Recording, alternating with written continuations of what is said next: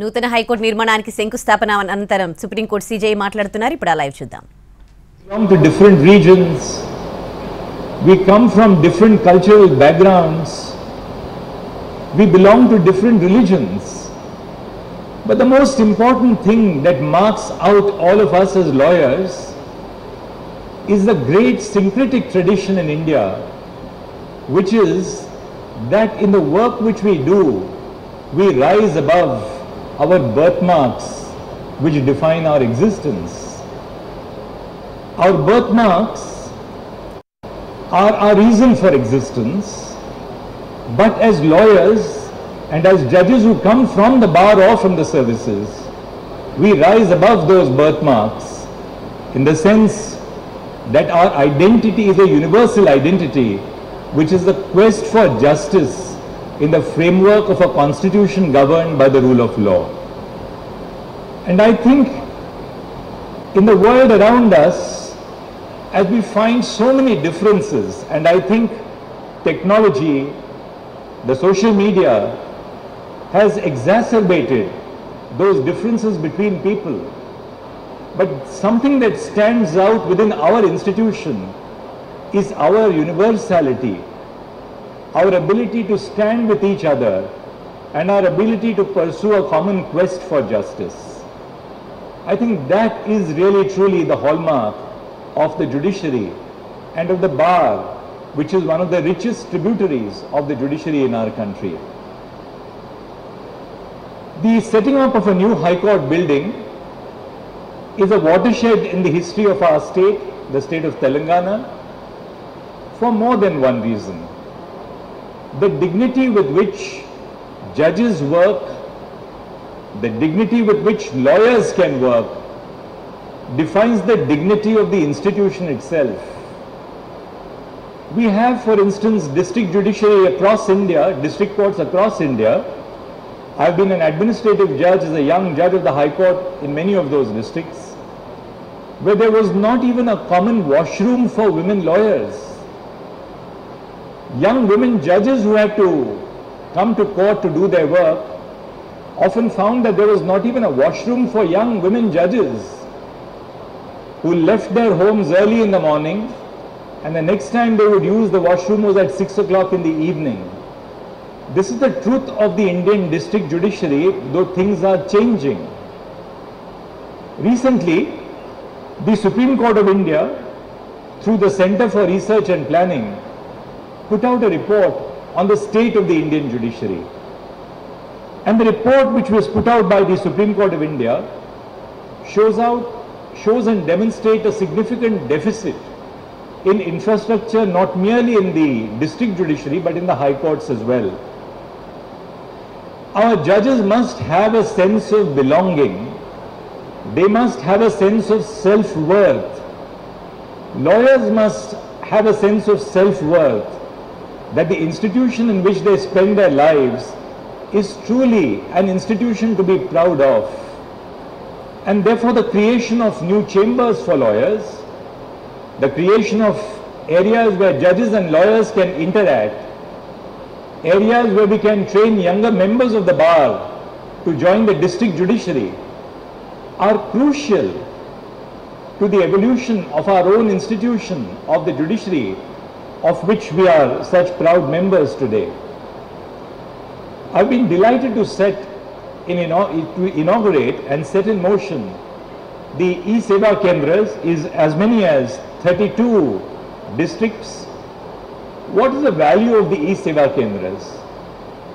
The reason why we are focusing on e-Seva Kendras as part of phase 3 of the e-courts project, for which we have a budgetary grant of 7,000 crores today, is that there is an internet divide in India even now. Not everyone has access to the internet. Not every lawyer has access to a smartphone. Not every one of our citizens has a laptop. In fact, the position is quite to the contrary, though we are a fast growing economy and market in the area of the internet. Now, how do we ensure that no one is left behind in the march of technology? And we can do that by ensuring that all the services that we provide as members of the judiciary reach out to citizens as opposed to citizens reaching out to us. In other words, we want to create an infrastructure which is able to reach out to citizens. When we were ruled by the British, the model of justice delivery was exactly to the converse. People were expected to reach out to the judiciary because the judiciary was expected to wield the sovereign power of the state. But so much has changed between then and now. Much of the work which we do as judges is mundane. It is routine. Much of the work which we do in the Supreme Court is mundane and routine. Whether it is dealing with a citizen's plea for the grant of anticipatory bail, a citizen's plea for the grant of bail under Section 439, a citizen's plea for the grant of maintenance, an application under the Protection of Women Against Domestic Violence Act, an application by senior citizens whose children are not maintaining them.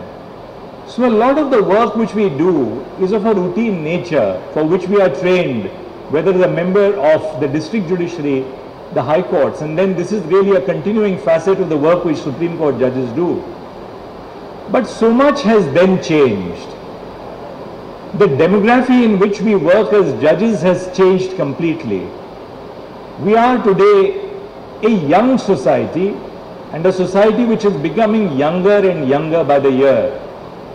India is a witness to what is called as the demographic dividend.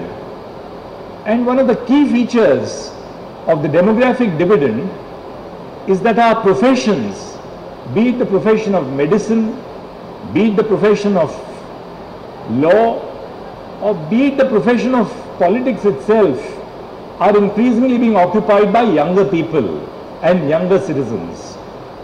Now this places a tremendous burden on us as policy makers and decision makers within the Indian judiciary. Lawyers, particularly of the younger generation, are impatient for change. They expect results from us.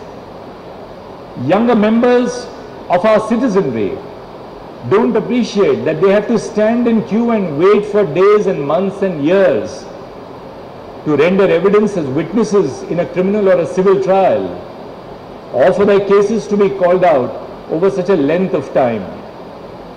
The young today are impatient for change, and I do believe that the creation of new infrastructure to achieve better working conditions is not something which is only geared for lawyers and judges, but it is intended to reach out to the broader cross-section of our society. And the reason why we must reach out to the broader cross-section of society is to send a message to them that litigation is not a matter of last recourse in your life. Litigation, and even something which precedes it, be it mediation or other alternatives such as arbitration, these are matters for the just, peaceful and stable resolution of disputes within our society. So on this occasion, I join my brother judges from the Supreme Court in complimenting the High Court of Telangana. I compliment both Chief Justice Alok Aradhe, and I compliment the government of Telangana for this unique venture, for ensuring that this land is made available to the High Court for the creation of a new building which will serve for the future. Infrastructure is not just more facilities. It plays a significant role in the mainstreaming of communities and groups in our society who have been traditionally excluded from the judicial process. We must all remember that public spaces often reflect pre-existing social inequalities in our society. Our infrastructure sometimes reflects subtle signs of exclusion, such as the lack of washrooms for women, which I referred to earlier, ramps for the disabled or the differently abled, creches and lactating rooms for young mothers, disabled-friendly parking spots, tactile paths for the visually challenged. Conspicuous in their absence, they tell women with disabilities, women without any disabilities, persons with disabilities, that courts are not meant for them, or that they must overcome additional hurdles to gain access to justice. Lurking as poor infrastructure, these are vestiges of a patriarchal system, of a system which places undue importance on physical ability and exclusion. I believe that the brand new High Court of Telangana will be a great opportunity to put a decisive end to some of these limitations, at least in our physical structures. Across India, a social transformation is taking place at the level of the district judiciary.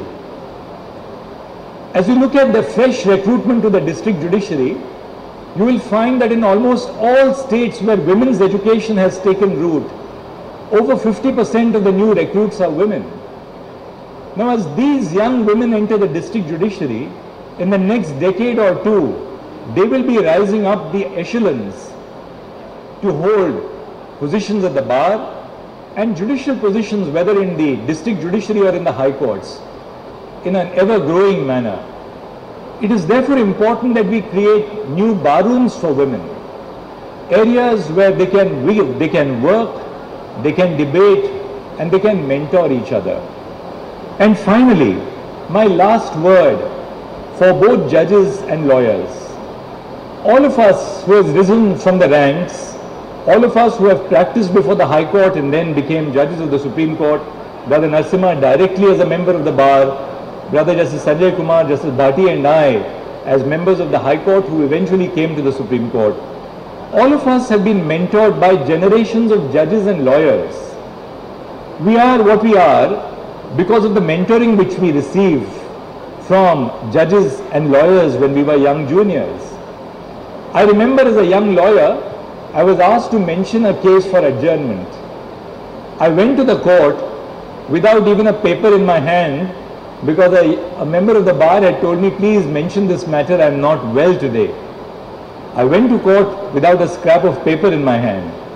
A very senior member of the bar who was sitting for this matter to be called out said, he says, young boy, when you mention before a court, never go without papers in your hand.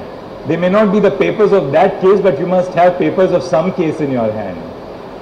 Now, these are virtues, these are ideas which we have learned from senior members of the bar. Senior members of the bar told us that the cause of justice is far more important than the cause of merely succeeding for your client.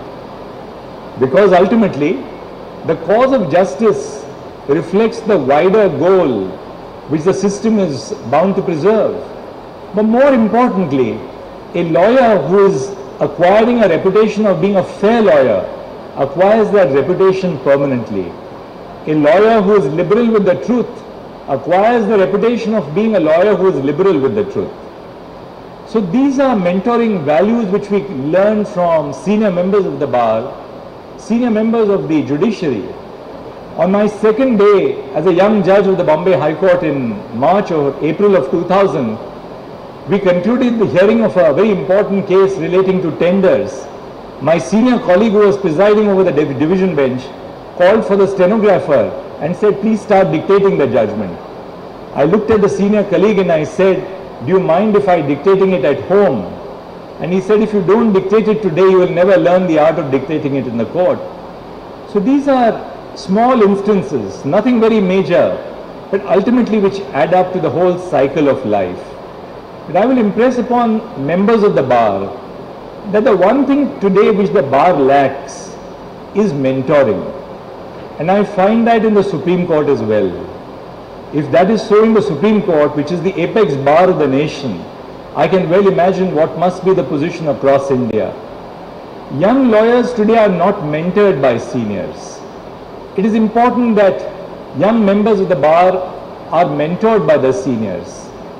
I dare say it is important that judges must also mentor not just young lawyers, but colleagues on the bench as well. How do you write a judgment? What is the art of writing a short judgment? What is the art of dealing with a difficult judge who is posing questions aggressively? What is the art of handling a difficult lawyer who is not really very polite to the judges?